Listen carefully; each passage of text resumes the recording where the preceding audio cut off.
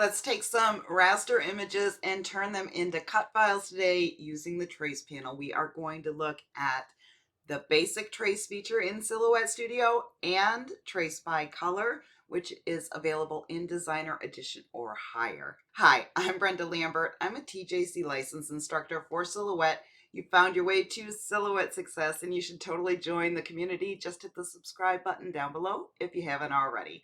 This video is a little bit longer than my typical videos, but there is a lot of information in this tutorial. You're going to want to stick around to the end and learn something new. The trace panel in Silhouette Studio allows you to take raster images, JPGs or PNGs, and turn them into cut files. When we head to the send panel, you'll see that each of these images only have cut lines around the outline. That's because I brought in a PNG with a transparent background and I have my auto trace on.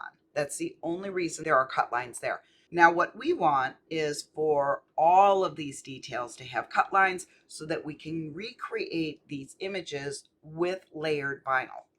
When you're looking for images to trace, you want high contrast images with clean lines and not too much detail. I'll be working with the Game Boy console today, so we can move these off to the side. But just know that this is the perfect bundle for this project. I did get it from Creative Fabrica, and I will put a link in the description below.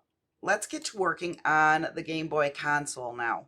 Anytime you are doing a project with many steps, you want to start by duplicating your image. We will be using the colors from this one, fill in the colors on our cut file, because we're going to be altering this one to start. Let's open up the image effects panel and see if we can get better contrast in between these little bits and pieces. We'll go to the third panel, that's contrast, brightness, and saturation. We're going to grab the contrast slider and move it all the way over to the right, and you'll notice that the saturation automatically went all the way to the left, and we're left with a black and white image here. Let's click on apply. Black and white images always trace better than colored images. Now, if this is not giving you the results that you want, you can also adjust the brightness a bit. And I think I like that. So we'll click on apply and get started. We're going to go back to the trace panel, select trace area, and draw out our trace box. And you can see that a few of the features lit up, but we're going to bring the threshold up because we want the outline of the entire thing to light up. And as I move the threshold, you can see that more of the details filled in as well. That is perfect. Let's click on trace. We can grab our cut lines and move those over to the side. Now at this point, this traces all one element, and we need all of these pieces separated. So let's right click and release the compound path. We can grab the outline and pull that over. This part of our design is going to be our base layer. Let's fill it in with color. We can grab the eyedropper, go over to the original image, and click on that background color. And now that's filled this in, and that's a perfect start. Now for the next layer, we have this light yellow color, and there's this rectangle at the top and also this piece here. So we can grab both of these by holding down our shift key and just clicking both. We don't want them to move around at all, so let's go ahead and group those together. Oh, I selected this as well. Let's right click and ungroup. Now if we hold down our shift key, we can click back on that and it will deselect that one. We still have our two pieces selected here. Now let's right click and group, and we will get it together. And we're going to grab our eyedropper, click on that lighter yellow, and we can move this layer over as well. And our placement does not need to be perfect at this point. We'll work on that more in just a bit. Over here, you can see that this cross controller here and these two buttons are the same color. Let's grab those, right click and group. And I'm just going to go through real quick and finish up the rest of these colors. I'm going to speed up the video just a little bit because it's all on repeat. Now we are making some progress, but we are missing just a few pieces. We have this little swoosh down at the bottom and the shadow for the screen. We're also missing the glare up on top of the screen. The glare is missing from here. I think we brightened it a little bit too much. I don't know if we can get that back or not. We can double check. I think it's gone for good. That's okay. We can fix it. For right now, we're going to worry about the bottom half of our screen and the shadow for the screen. Let's open up our trace panel again, select trace area, and this time we are only going to trace the inside window here. We're not going to trace the whole thing. You can see all of this lit up. So we're going to bring down the threshold. Now we have both of the pieces that we need lit up. We can click on trace, and we will need to release the compound path. This piece is the darker blue, and this piece is a darker pink. And we can set those in place as well. Now the only thing missing is the glare on the screen, and I think we can use this original here. Let's give it a try. I'm only going to trace that area, bump up the threshold. Now the white glare will never light up because Silhouette Studio does not trace white. However, the area around it did light up, so we can click on trace, grab this piece, release the compound path. Now we do not need this part. We can right click and delete. This part we can fill in with white and set that in place as well. Now when we have these side by side, it is looking pretty good, but you can see that some of my bits and pieces aren't quite lining up right. We're going to fix that as well. Let's draw out one more trace area and bring up the threshold until those details light up again.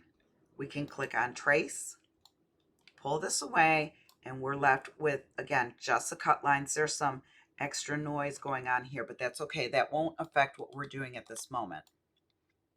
Let's take these cut lines and set them right on top of our design. And we can zoom in here probably twice so we can see real well what we're doing. This set of lines here is a trace that we just completed. We can set that in place so it lines up just right. We'll be able to grab the layers below it right through here because there's no fill color. We do need to ungroup, however. Let's slide this in here. Matched up just right. This piece goes right in here. We're working on the screen now.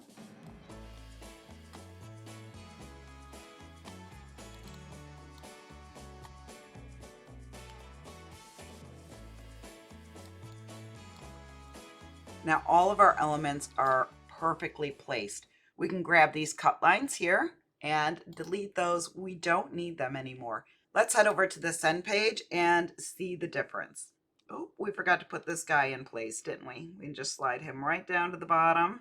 This is the original image file, and this is our newly created vector file ready to cut out of vinyl or cardstock and layer, and it is going to be perfect. Let's group all of these pieces together and slide this over to the side, and we can get rid of the grayscale one now. We don't need it, and I do like to keep my work area clean.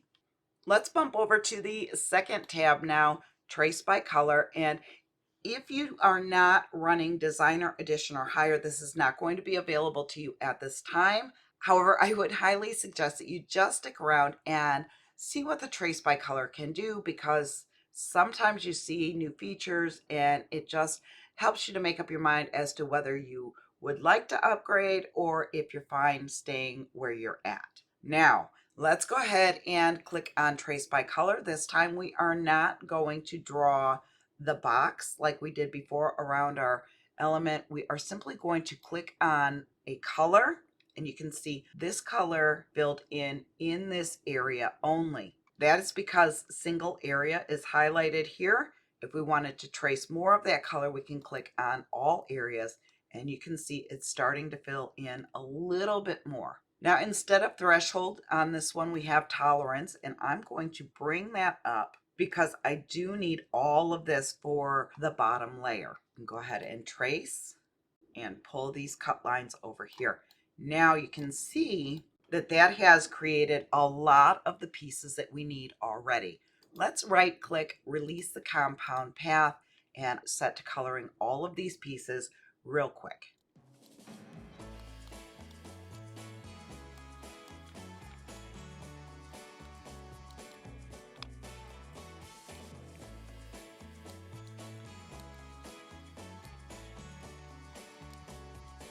Let's work on the lighter yellow layer. Click on Trace by Color and then the lighter area. And again, just this large area filled in. Let's do all areas. And this time we don't really want all of these cutouts, but we don't have Trace Outer Edge on this one either. So let's just go ahead and trace it. Pull this over here. We can right click, release the compound path. We just want these two main pieces. Right click and group. Now we can grab all of the other pieces and delete them to keep our workspace clean. Now we can set this up in here and set the color. Now you can see that it is in front of the other pieces. I'm going to go ahead and send this one all the way to the back. It disappears. We can grab this one and send that one all the way to the back. Now it's looking as it should. We're only missing a few more details now. Let's grab this lighter blue. And it did give us the glare on the screen as well. That is a bonus. Let's right click and release the compound path. This part will be set to the light blue. This part will be set to white. And we can set those in place. Let's grab the darker blue. Now we're going for the shadow underneath the screen. Perfect.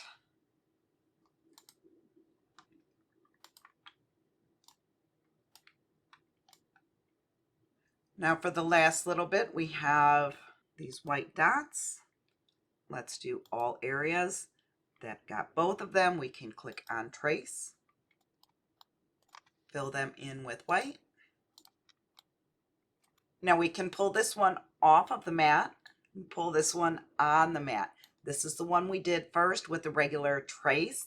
This is the one we did with Trace by Color. Let's go over to the Send page.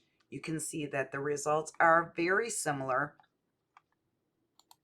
It's just a different method to do the same thing.